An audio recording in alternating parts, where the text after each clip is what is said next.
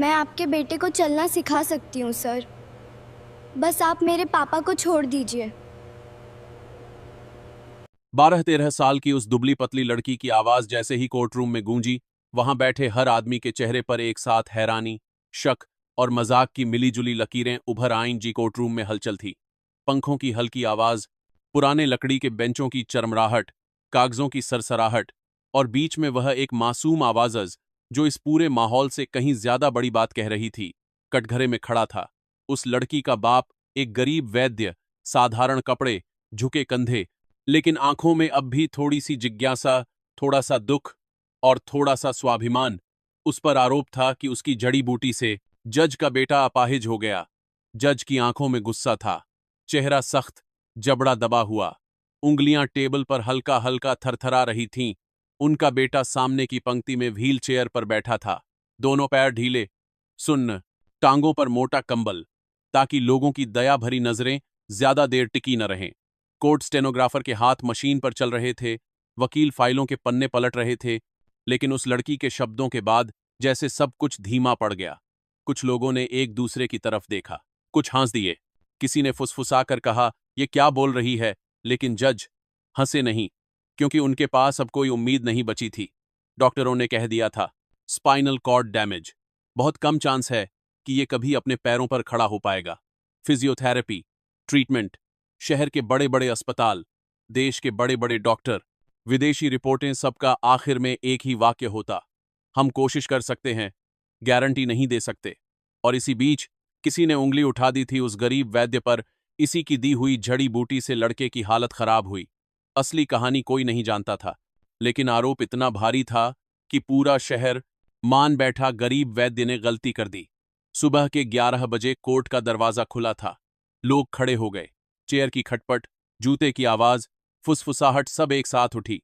एक दुबली सी गरीब लड़की अंदर आई, कुर्ता हल्का सा मटमैला, चोटी में रिबन भी नहीं, पैरों में घिसी हुई चप्पल, हाथ में फटी सी थैली, आंखों में डर था, लेकिन आवाज में हिम्मत। उसने जज की ओर सीधा देखा, सीधा, बिना झिझक, और कहा, मैं आपके बेटे को चलना सिखा सकती हूं सर, बस मेरे पापा को छोड़ दीजिए। कोर्ट में बैठे बहुत से लोग ठहाका मारकर हंस पड़े। एक वकील, जो इससे पहले भी कई बार ताने मार चुका था, बोला, मीलॉर्ड, ये लड़की जज साहब को बेवकूफ बना रही है।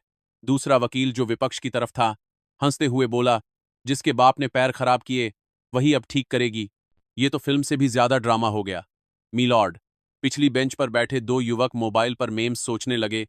गरीब वैद्य की बेटी ने कोर्ट में ये कह दिया, लेकिन जज चुप रहे। उन्होंने अपने बेटे की तरफ देखा, व्हील चेयर पर बैठा, नीचे जमीन को घूरता हुआ लड़का, उसकी आंखों के नीचे काले घेरे, चेहरे पर खोखला सा सन्नाटा। जज के लिए कोर्टरूम की सारी हंसी जैसे कहीं दूर जाती हुई आवाज लगने लगी। उन्होंने भारी आवाज में पूछा, तुम्हारा नाम क्या है? लड़की ने घबराकर दुपट्टे का कोना पकड़ा, फिर बस इतना कहा, गौरी, मीलॉर्ड, गौरी वेद प्रकाश। कटघरे में खड़े वैद्य ने जैसे यह नाम सुनकर सांस रोक ली। उसकी आंखें भर आईं, लेकिन उसने कुछ नहीं कहा। जज ने सीधा सवाल किया, तुम्हें पता है तुम्हारे पिता पर क्या आरोप है? हाँ, मीलॉर्ड। गौरी की आवाज कंपित थी, लेकिन साफ लोग कह रहे हैं कि पापा की दवाई से आपके बेटे के पैर खराब हुए, लेकिन यह सच नहीं है। कोर्ट फिर हलचल से भर गया। किसी ने फुसफुसाकर कहा, सब अपने बाप को बचाते हैं। किसी ने कहा, गरीब के पास और ऑप्टी ऑन ही क्या है। जज ने मेज पर रखी कलम हल्के से घुमाई। अगर तुम झूठ बोल रही हो, उनकी आवाज थोड़ी और भारी हुई, तो तुम्हारे पिता को उम्र कैद होगी। कोर्टरूम में सन्नाटा छा गया। अब हंसी नहीं, सिर्फ कुर्सियों की धीमी आवाज और पंखे की घूमती फड़फड़ाहट। गौरी ने एक पल के लिए आंखें बंद की, जैसे खुद को स्टेडी कर रही हो। फिर बोली, मंजूर है मीलॉर्ड। अगर मैं झूठ बोल रही हूं, तो जो सजा आप देना चाहें दीजिए, लेकिन अगर आपके बेटे के पैर में जरा भी जान आई, तो समझिए मेरे पापा निर्दोष हैं। असल में वेद प्रकाश, कटघरे में खड़ा वह गरीब वैद्य, सच में लोगों को जड़ी बूटियों से ठीक करता था। वह कोई झोला छाप नहीं था। उसके पास मेडिकल कॉलेज की डिग्री नहीं थी, लेकिन उसके पास पीढ़ियों का ज्ञान था। जंगलों से जड़ी बूटियां चुनकर उनसे लेप, काढ़ा, तेल, मलहम बनाना, ये सब उसने अपने पिता और दादा से सीखा था। गांव कस्बों में लोग उसे वेद जी कहते थे। कंधे पर छोटी सी थैली, उसमें बंधी सूखी जड़ें, पत्तियां, छोटी सी बोतलें। वह गरीबों से पैसे भी कम लेता था। कई बार तो मुफ्त में इलाज कर देता। दवाई से ज्यादा दुआ चलती है बेटा, वह गौरी से कहता था। लेकिन जज के कुछ पुराने दुश्मन थे। जज राघव मेहरा सीधे सादे, सख्त लेकिन ईमानदार जज के नाम से जाने जाते थे। उन्होंने कई रसूखदार लोगों के खिलाफ सख्त फैसले दिए थे। कुछ नेताओं, कुछ बिल्डरों, कुछ माफिया टाइप लोग उनसे नफरत करते थे। इनमें से कुछ लोग बदला लेने का मौका ढूंढ रहे थे। उन्होंने प्लान बनाया। एक और वैद्य था लालची किस्म का, जो पैसे के लिए कुछ भी कर सकता था। उन्हीं लोगों ने उसे अपने साथ मिला लिया। एक रात उस नकली वैद्य ने एक खास जड़ी बूटी का नाम लेकर कहा, ये रेयर है, इससे आपके बेटे की इम्यूनिटी स्ट्रांग होगी। लेकिन जड़ी बूटी सच में रेयर नहीं थी, वह गलत थी। और उसी दवा का सैंपल एनिमी ग्रुप ने अपने पास रखा। फिर सही समय चुना गया। जज का बेटा आरव एक दिन घर में हल्की तबीयत खराब होने की शिकायत कर बैठा, थकान, दर्द, थोड़ा बुखार। जज की पत्नी चिंतित हो गईं। किसी ने सुझाव दिया, जज साहब एक वैद्य हैं, बहुत अच्छे जड़ी बूटी वाले, उन्हें बुला लेते हैं। घर के एक पुराने नौकर ने वेद प्रकाश का नाम लिया। वेद आया, उसने नाड़ी देखी, कुछ हल्की दवा दी, सिंपल काढ़ा, सामान्य बुखार के लिए। उसी रात बदला लेने वाले लोग हरकत में आए। वे दूसरे वैद्य से वही डेंजरस जड़ी बूटी लेकर चुपके से जज के घर के नौकर को मिला लिए। बस ये पाउडर उसके दूध में मिला देना, बाकी हम देख लेंगे। नौकर लालच और डर में फंस गया। दूध पीते ही आरव के शरीर में अजीब रिएक्शन शुरू हो गई। उसकी टांगें भारी लगने लगीं। कुछ घंटों में वह खड़ा भी नहीं हो पाया। अगले दिन सुबह अस्पताल, डॉक्टर्स, टेस्ट्स, कंफ्यूजन। धीरे धीरे वर्डिक्ट आया, पैरालिसिस। और दोष किस पर डाला गया? उस गरीब वैद्य वेद प्रकाश पर, क्योंकि प्रीवियस डे वही घर आया था। क्योंकि सबसे आसान था किसी गरीब, बिना डिग्री वाले, बिना लॉबी वाले आदमी पर उंगली उठाना। अब वही केस कोर्ट में था। Ved Prakash almost declared criminal था। उस पर आईपीसी की कई धाराएं लगा दी गईं, नेग्लिजेंस, पॉइजनिंग, ग्रीवस हर्ट। लेकिन उस दिन उसकी बेटी गौरी के शब्दों ने कहानी को नया मोड़ दे दिया। जज ने कुछ क्षण चुप रहने के बाद कहा, कोर्ट अभी कोई फैसला नहीं देगा। उन्होंने वकीलों की तरफ देखा। केस की अगली सुनवाई 1 महीने बाद होगी। फिर गौरी से बोले, तुम आज के बाद से मेरे घर आओगी, मेरे बेटे के साथ जो भी ट्रीटमेंट करना है करोगी। लेकिन अगर एक भी गलत हरकत की या हालत बिगड़ी तो समझ लो तुमने अपने पिता के लिए खुद सजा तय कर दी है। कोर्टरूम में फिर से हलचल हुई। एक वकील ने कहा, मीलॉर्ड, ये लीगल नहीं है। जज ने स्टर्न नजर से उसे देखा। मैं प्रोसीजर जानता हूं, यह ट्रायल का हिस्सा होगा। मेडिकल रिपोर्ट्स कोर्ट में पेश होंगी। और हां, लड़की अकेली नहीं होगी, मेरे घर के डॉक्टर्स और एक कोर्ट अपॉइंटेड ऑब्जर्वर भी होंगे। गौरी ने बस सिर हिलाया। उसके सामने 2 जिंदगियां थीं, उसके पापा की और जज के बेटे की, और दोनों की डोर अब उसके हाथ में थी। अगले दिन सुबह से ही शहर के बड़े जज के घर के बाहर पुलिस की गाड़ियां थीं।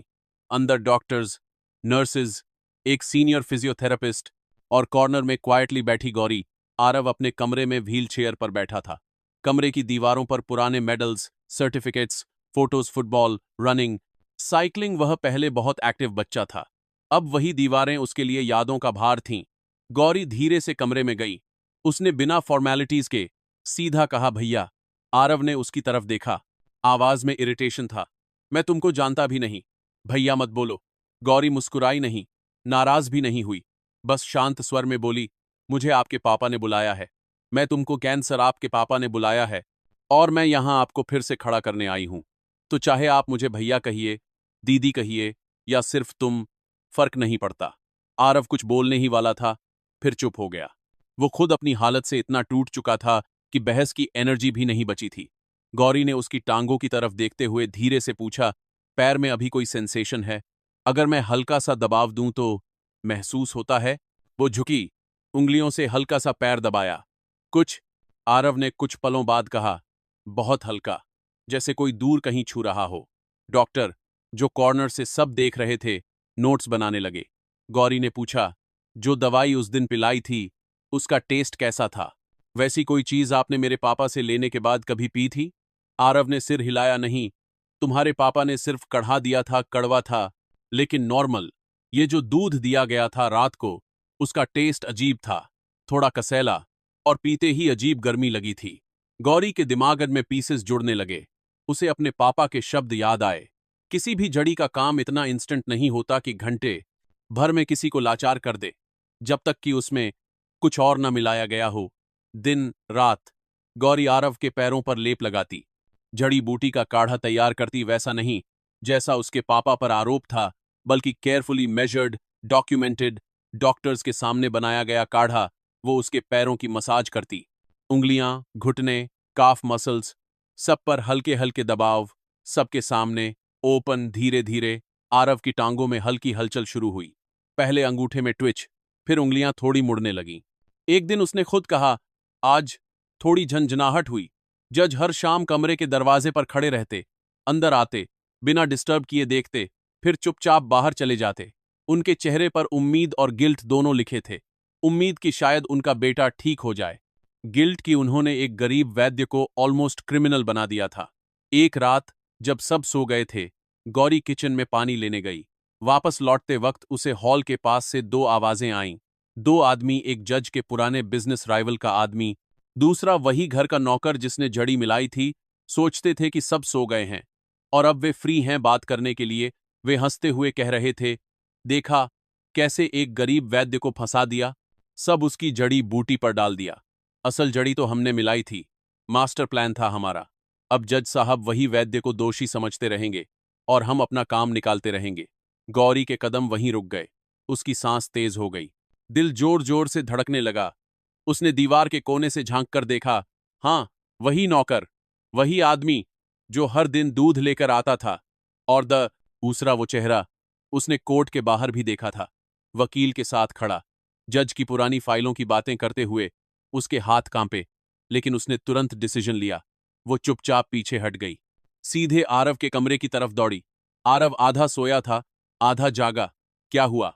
उसने पूछा। आपका फोन कहाँ है? गौरी ने पूछा। आरव ने बेड की साइड टेबल से मोबाइल उठाकर उसे दिया। क्यों? बस एक काम करना है। गौरी ने फोन का रिकॉर्डर ऑन किया, फिर धीरे से वापस हॉल की तरफ लौटी। इस बार वह थोड़ा और नजदीक गई। हाँ, जो कल झड़ी तुमने दी, उससे तो वो बच्चा ऑलमोस्ट जा ही चुका था। अच्छा हुआ समय से ले आए अस्पताल, वरना केस थोड़ा और कॉम्प्लिकेटेड होता। एक आदमी हंसते हुए बोला। दूसरा बोला, जज ने कितने लोगों का करियर खराब किया था, अब test of his own medicine मिल रहा है उसे। हर शब्द रिकॉर्डर में कैद हो रहा था। कुछ सेकंड बाद एक ग्लास गिरने की आवाज आई। शायद नौकर ने गिलास रखा। गौरी ये सब रिकॉर्ड करके तुरंत वापस भागी। कमरे में आते ही उसने रिकॉर्डिंग आरव को सुनाई। आरव के चेहरे पर शॉक, फिर गुस्सा, फिर दर्द। उसकी आंखों में आंसू भर आए। तो मेरे पापा के नहीं, तुम्हारे पापा के नहीं, तुम्हारे पापा पर जो ब्लेम था वो झूठ था। उसकी आवाज फंस गई। गौरी चुप रही। उसने सिर्फ इतना कहा, सच सामने आ गया है भैया। अगले दिन वही वीडियो कोर्ट में चला। क्लीन क्लियर ऑडियो, दो आवाजें, सारा कॉन्स्पिरेसी खुलेआम डिस्कस करती हुई। कोर्टरूम में पिन ड्रॉप साइलेंस था। जज की आंखें स्क्रीन पर टिकी थीं। फिर अचानक उन्होंने अपना गाउन उतारकर टेबल पर रख दिया। खड़े हुए, आवाज कांप रही थी। मैंने एक निर्दोष को सजा देने की कोशिश की। मैंने अपनी आंखों के सामने होने वाले सच को नहीं देखा। उन्होंने प्रोसिक्यूशन की तरफ देखा। ये टेप फोरेंसिक लैब भेजी जाएगी, दोनों आवाजों की पहचान, वेरिफिकेशन होगी।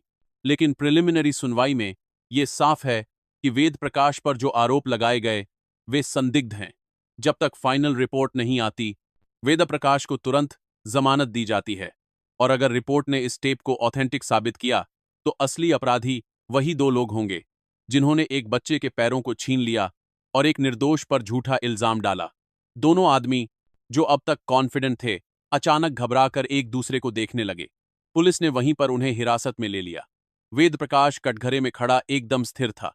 फिर धीरे धीरे उसके होंठों पर हल्की मुस्कान आई, दुख और राहत के बीच की मुस्कान। कोर्ट की तारीखें आगे बढ़ीं। फॉरेंसिक रिपोर्ट आई, आवाजों की पुष्टि हुई, पॉइजनिंग सब्सटेंस आइडेंटिफाई हुआ और आखिरकार असली अपराधी दोषी ठहराए गए। वेद प्रकाश रिहा कर दिया गया। कुछ हफ्तों बाद की बात है। वही बड़ा सा घर, वही कमरा, वही दीवारें, वही मेडल्स, वही फोटोज। लेकिन इस बार दृश्य अलग था। आरव के हाथ बेड के दोनों किनारों पर थे। गौरी उसके सामने खड़ी थी। धीरे उसने कहा, एक एक कदम। आरव ने अपने पैरों पर पूरा वेट नहीं, थोड़ा सा भार डाला। घुटनों में हल्का कंपन आया, लेकिन इस बार उसके पैरों ने जवाब दिया। धीरे धीरे, केयरफुली उसने खुद को ऊपर उठाया। वह पहली बार इतने महीनों बाद बेड से बिना किसी सपोर्ट के अपने पैरों पर खड़ा हुआ। जज दरवाजे पर खड़े यह दृश्य देख रहे थे। उनकी आंखों से आंसू बहने लगे। आरव ने एक कदम आगे बढ़ाया, फिर दूसरा। गौरी ने ज्यादा पकड़ा नहीं, बस साइड में हाथ रखा ताकि अगर वह गिरे तो उसे संभाल सके। लेकिन वो गिरा नहीं। वो चला, छोटे छोटे कदम, लेकिन अपने पैरों से उठाए गए। जज अंदर आए, घुटनों पर बैठ गए। उन्होंने अपने बेटे को गले से लगा लिया, फिर मुड़कर वेद प्रकाश और गौरी की तरफ देखा। वेद प्रकाश कॉर्नर में खड़ा था, आंखें नम। जज, जो कभी अपने पद, अपनी कुर्सी, अपनी पावर पर गर्व करते थे, अब सामने खड़े उस गरीब वैद्य के पास आए, धीरे से झुके और उसके पैर छू लिए। पूरा हॉल स्टंड था। मैंने आप पर शक किया, जज की आवाज टूटी हुई थी। मैंने आपकी जड़ी बूटी, आपके ज्ञान, आपकी ईमानदारी सब पर सवाल उठाए। लेकिन आज मेरा बेटा अपने पैरों पर खड़ा है तो उसमें आपका हाथ है, और आपकी बेटी की हिम्मत का भी हाथ है। वेद प्रकाश ने तुरंत उन्हें उठाया। नहीं साहब, पैर मत छुओ। हम गरीब हो सकते हैं, लेकिन आपका अपमान नहीं चाहते। गौरी पीछे खड़ी सब देख रही थी। उसके चेहरे पर अब डर नहीं, बस संतोष था। यह कहानी बताती है, गरीबी गुनाह नहीं होती। ज्ञान केवल डिग्री में नहीं, कभी कभी किसी छोटे से घर की मिट्टी में छुपा होता है। और सच्चाई देर से सही, लेकिन जीतती जरूर है। जिस लड़की को लोग कोर्ट में देखकर हंस रहे थे, उसी की हिम्मत और दिमागर ने एक निर्दोष पिता की जिंदगी बचाई, एक लड़के के पैरों में फिर से हरकत वापस लाई, और एक जज को इंसाफ का असली मतलब फिर से याद दिलाया। अगर कहानी ने आपको छुआ हो तो लाइक करें, सब्सक्राइब करें और कमेंट में लिखें, हिम्मत उम्र नहीं देखती। क्योंकि कभी कभी एक गरीब लड़की की एक लाइन, मैं आपके बेटे को चलना सिखा सकती हूं, पूरे सिस्टम की सोच बदल देती है।